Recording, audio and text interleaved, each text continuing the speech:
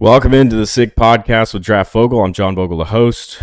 Justen, Gammel, Mark Jarvis in the studio, and a special guest getting ready to join us. It's a special episode of the Sick Podcast Network, our first quarterback coming on here. But first, Shane, we got an intro to get through, so hit it. Turn up your volume. Because you're about to listen to the Sick Podcast with Draft Vogel. With the first pick in the 2021 NFL Draft, the first pick in the 2022 NFL Draft, with the first pick in the 2023 NFL Draft, the sickest NFL Draft Show. It's gonna be sick.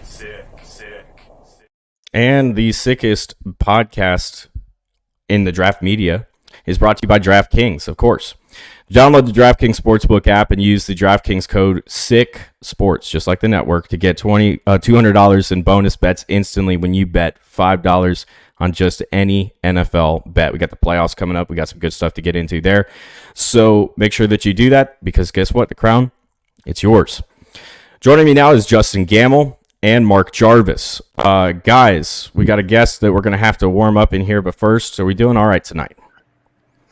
I'm a little sad. I found out Nick Saban retired. I didn't know. Yeah. I took a nap. Woke all up, week. Yeah, I woke up. I was like, all right.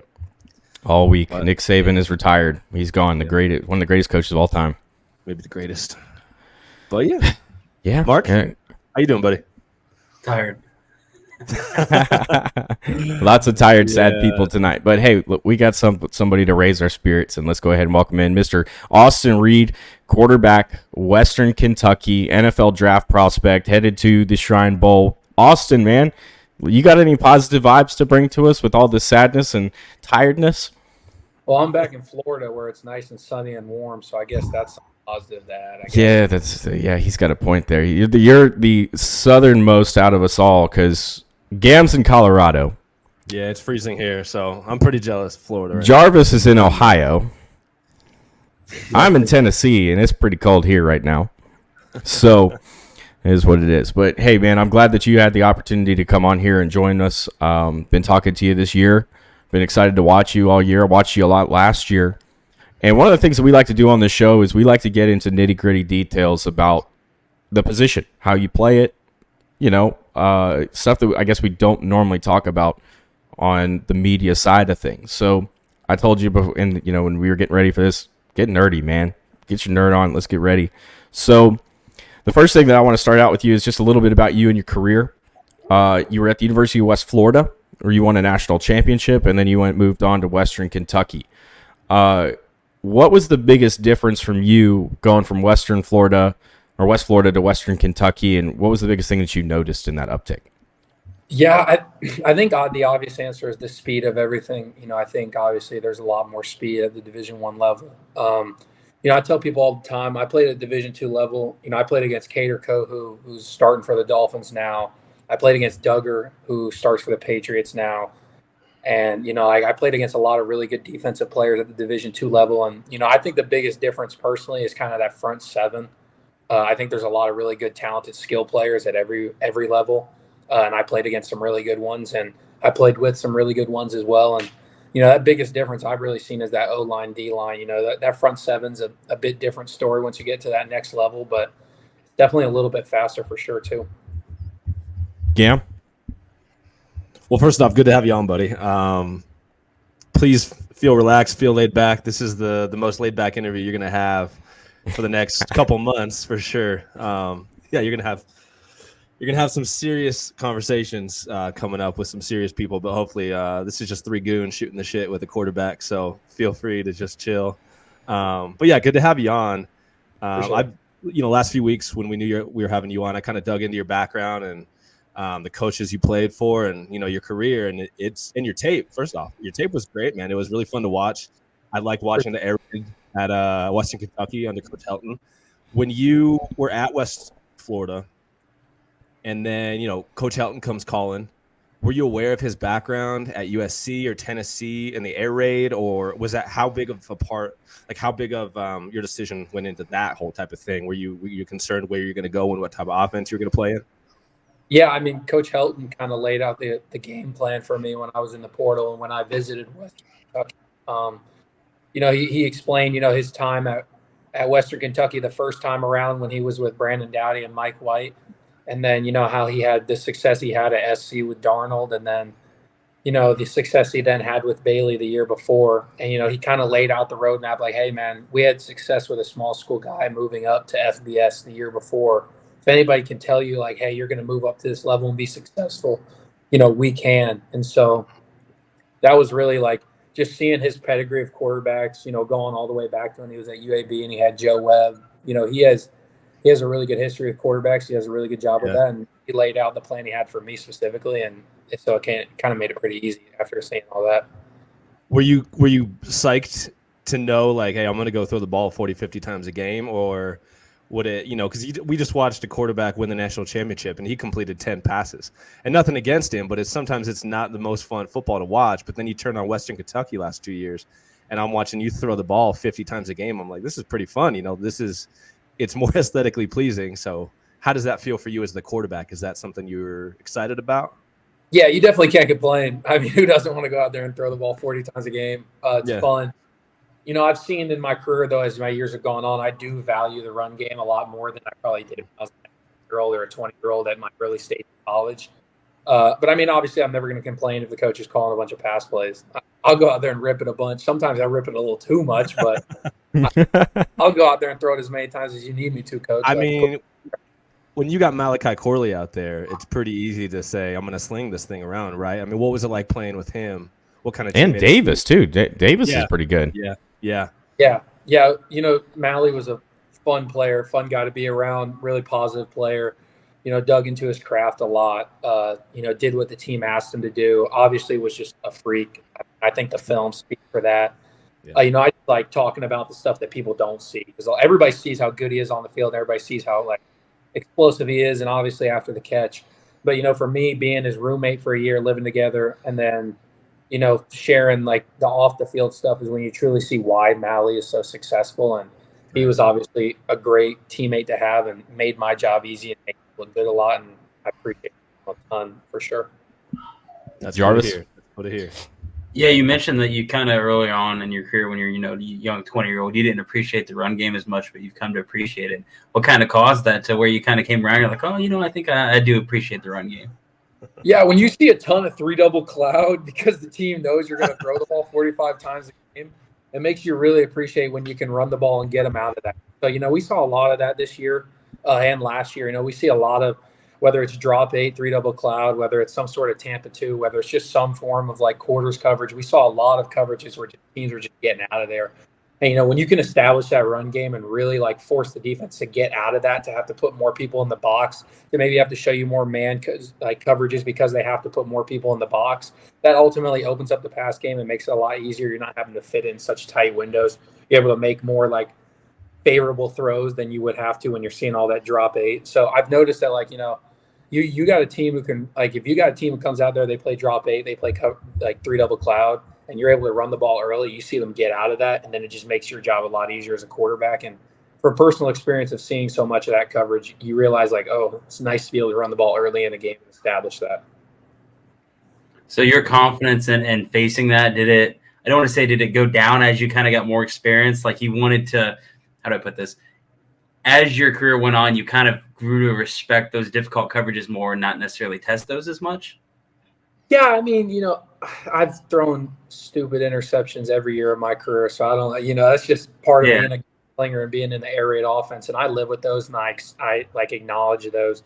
But it's obviously when you kind of get more into football and more in your depth of knowledge of football, you kind of realize why teams do certain things. There's a lot of the average fan that just sits there and goes gosh, why do they keep handing the ball up the middle and only getting a yard or 2 every time? Why don't they just drop back and throw 4 verts? And it's you really got to understand how much complementary football leads to success. And so as I got older, I realized hey, I'm getting a 4-1 box, right? And I might think screw that, I'm going to throw a 4 verts concept. I'm going to fit it in there.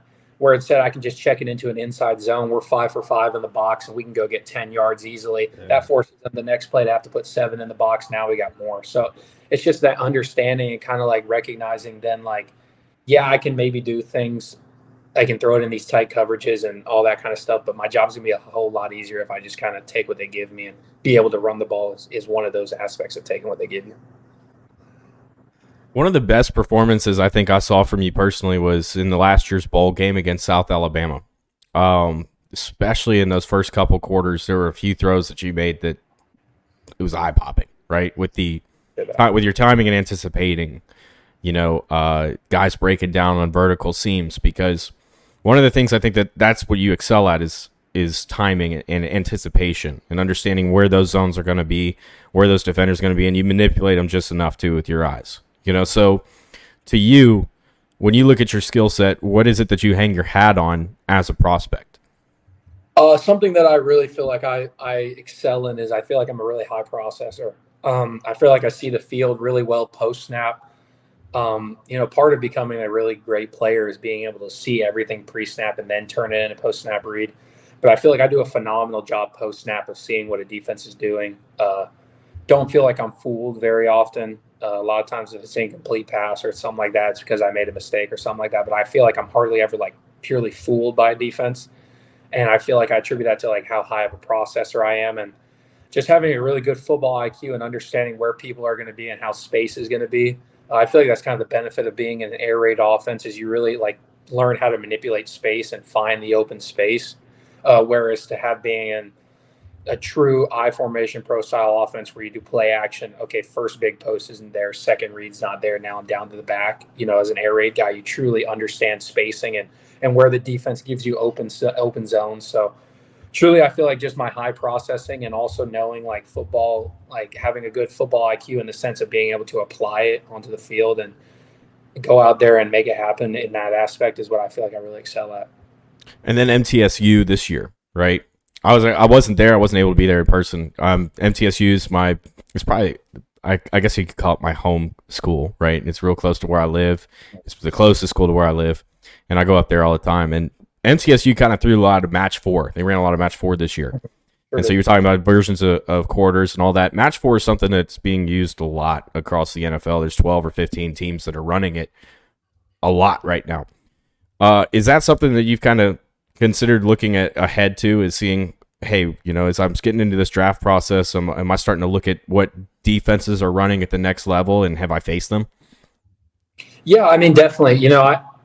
We faced a couple exotic defenses this year, like Jacksonville State was one that ran a lot of crazy stuff. And, there was a couple other teams that just run like this with this 3-3 stack box and they got people moving all over the field. And it's like just this whole big cluster, And so it's like those are weird games. But when you play teams who like have a lot more pro style defenses, I felt like Ohio State was kind of one of those defenses too, that just kind of they lined up in the box and they rotated a little bit. For the most part, you knew what they were going to do and they just did it because they had the guys to run it. And so when you can go out there and face a team like that where, you kind of get to see, for lack of a better word, you get to see just more structured defenses and ones that like you can end up seeing on Sunday. Obviously, you kind of take advantage of those and say, hey, like this is my chance to go out there and show like I can play against that kind of a defense and go out there and just be able to operate in that kind of an environment. Right. What was your pregame meal / routine? What did Austin Reed do for the 3-4 hours pregame? Chicken and rice every single time. I'm a big chicken and rice guy. Chicken and rice probably 6 days out the week. That's also a diet thing, so I can keep my weight down. I am one of those guys that I don't like to get a lot fired up before games. When I was younger, I used to do the really loud rap music and getting going and getting fired up. And nowadays it's more like relaxing, like country music up until about an hour before when it becomes like worship music. And I kind of get into that mindset and start praying and kind of getting in that mindset. My faith's a big deal to me. And so I try to stay even keel because I'm already competitive enough and I'm already fiery enough. I don't need to add any more to that. It's like kind of trying to counterbalance it because like, hey, I don't got to get fired up anymore. When those lights come on, I'll turn into that guy already. Like, let's stay even keel up until then. I thought I was the only one. I turn on Gavin DeGraw before every hockey game, and everyone thinks it's weird. I'm like, I don't want to get weirder and listen to rock, and it just makes my mind go crazy. So that's good. I'll give you an idea too, Austin, because I don't know if you're familiar with Gregorian chant, but you want to talk about some calming music. Ooh, man, that's some good stuff right there. Yeah. Don't get all weird on him, John. Can't help it. I'm a nerd. Jarvis, you got another question down there? Yeah, I got two here. You mentioned kind of the aspect of you running that more of the air raid style offense. You get a feel for space compared to if you're running a more traditional pro style offense. Can you kind of expand on that and explain what you mean by like you get a better feel for space? Yeah, a lot of the air raid concepts are like full field concepts. You're like, for instance, a lot of times we'd have a man concept and a zone concept on either side. So we'd run like spot double slant, and you know which side was your zones beater, you knew which side was your man beater. It kind of had answers for everything, and you weren't just confined to like okay, this is the first read, this is the second read. If it's not there, dump down the back. Like you really get to see the field, and then also having like the keys to the car, as we like to call it. I could check into anything. We look like we're getting nickel fire blitz, and I want to check a hitch to the slot receiver because I don't feel like the safety's rotating down really fast. Boom, let's do that. Like it's all that kind of stuff where like just really like manipulating the space and like making the defense wrong at any point. Because at some point with the amount of ways that defenses move in college football, there's going to be space. It's just they rely on a quarterback not being able to process it fast enough to find it in time before pressure gets there. And so for me, it was just like finding that space and taking advantage of it, whether it was checks. Sometimes it'd be 3rd and 8, and everybody's thinking, oh, we got to shoot it down the field. I know they're bringing nickel fire. I know they're rotating to some kind of like cover 3, but they're trying to send somebody out of the box. Let me just throw a quick screen out there real quick. It's going to out leverage them. And even though I didn't throw it past the line of scrimmage, we're still going to get those 9 yards we need. So kind of just that manipulation of the field and knowing where the open space is and kind of just taking control of that. So you're kind of talking about like, as opposed to running traditional reads, 1, 2, 3 progression, you're talking about reading coverages and reacting to the space. As opposed, that's the description that you're using to describe between, what you've learned between those two offenses. Sure, yeah, totally. And we had our like shot plays where it was like, hey, we're in 7-man protection. We got a corner post over here. You got a long, deep like dagger route across the field, and then you also got your flat. Like we had those, and I could do that. But I felt like in the air raid, you really get to understand how to manipulate a defense and really work into finding open space against a defense because it's more like finding space concepts. It's more like just taking advantage of what they're giving you. Mm-hmm. I would also ask too, you mentioned like something like the safety not rotating down quick enough.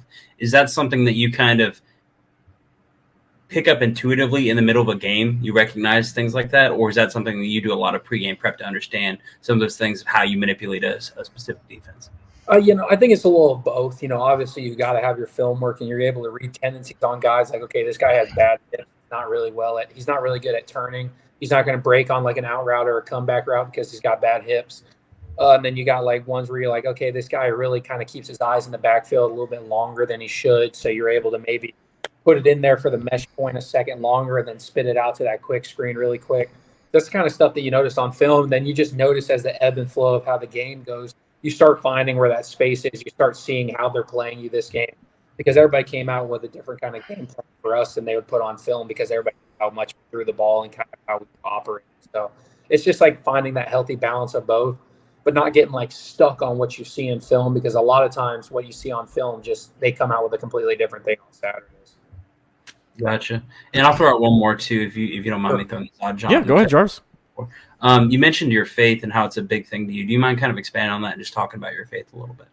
Yeah, thankfully I was raised in a home with the like faith was just an important value and that got instilled on me since I was a young child. And I'm very blessed to have 2 parents that kind of like, hey, this is how it's going to be. And I grew up in that. And then eventually as I got older, it became my own. And now, I've kind of tried to look at this football thing through the lens of that and kind of understand, hey, what's the Lord's plan and all this stuff? And I like to think that the Lord's like using this football thing as a vessel for me to, serve his purpose out in the world. And, everybody's got their job in the Great Commission. And I like to think that this is kind of mine and this is my way to bring attention to God. And, hopefully he uses me as a football player for that purpose. And, every single day that I wake up is because of him. And the only reason I'm even here is because of him.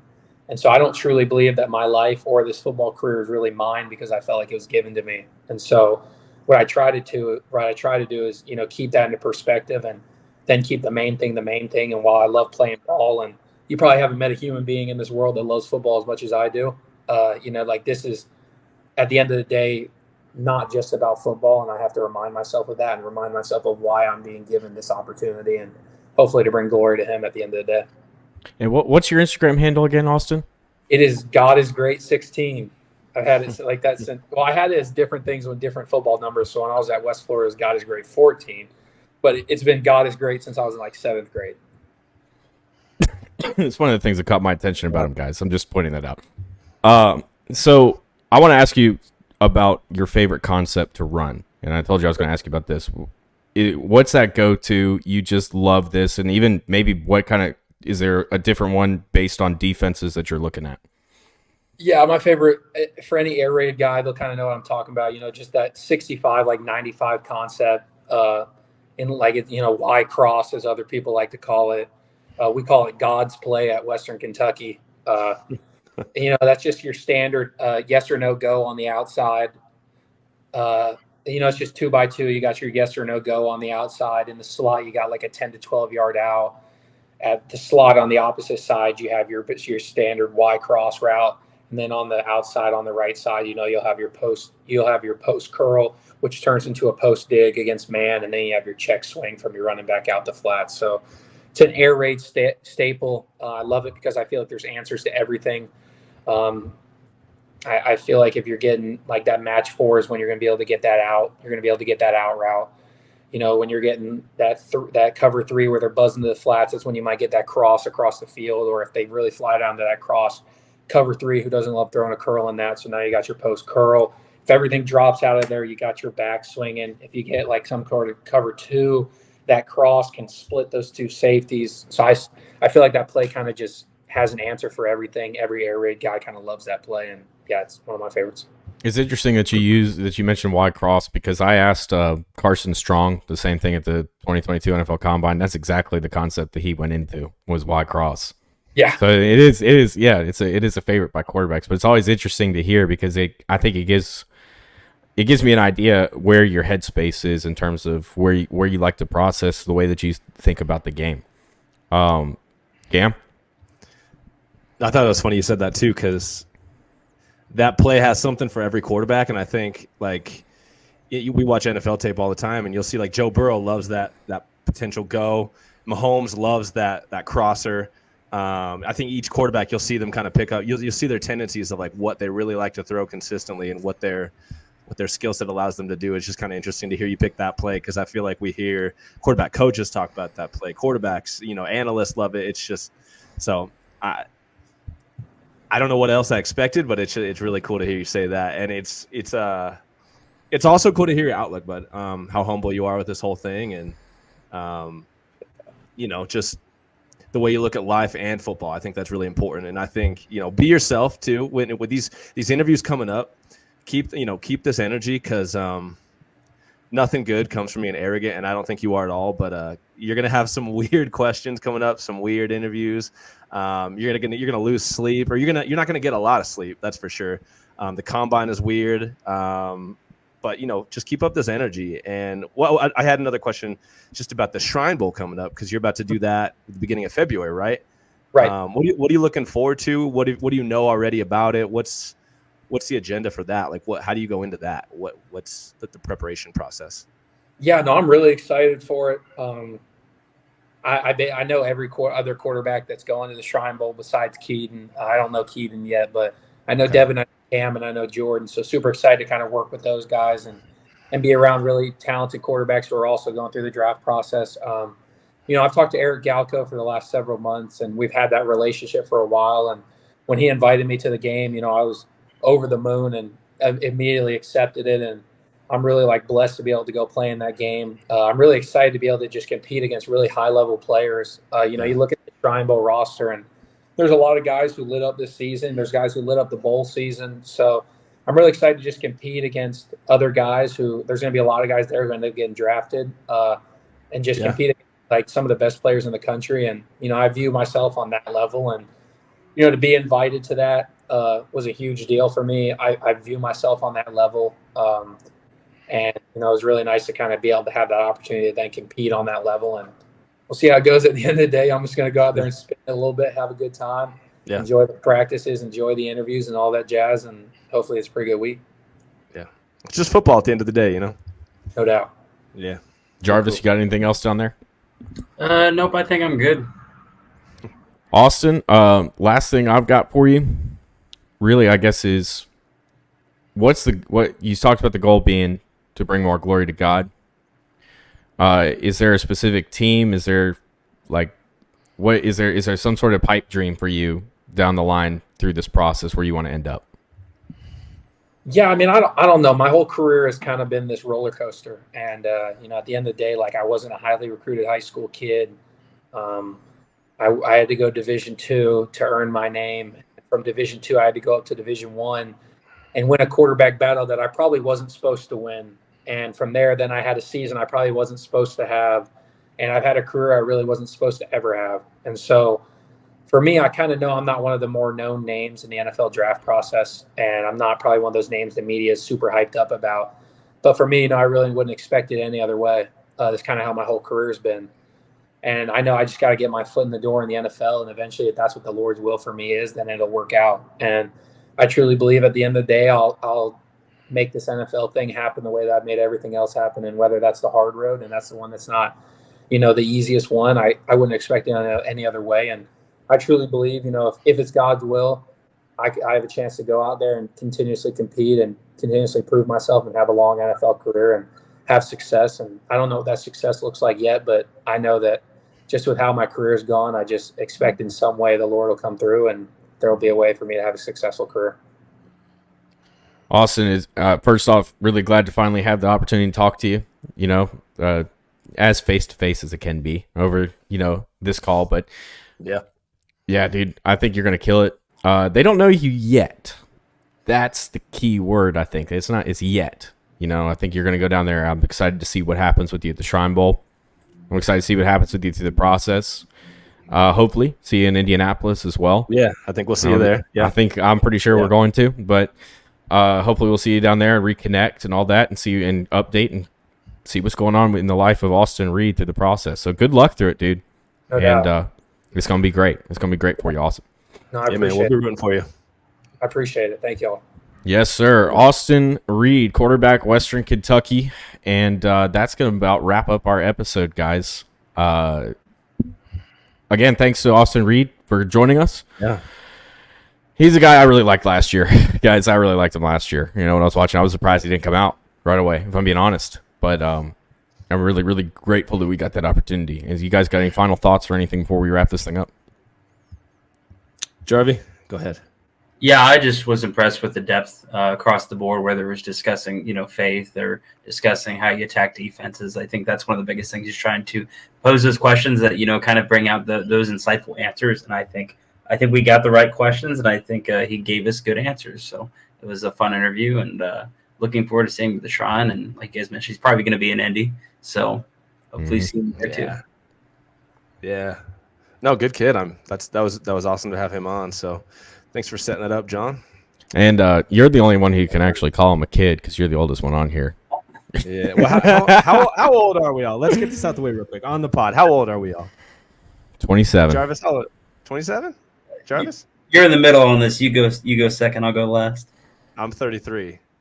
Oh, man. Okay, that makes me feel a lot better. I'm 25 and a half. Mm-hmm. Okay. Yeah, see, you're the old guy here. All right. Yeah. Guys, we're going to be back at it later on this week. And Shane, get us out of here.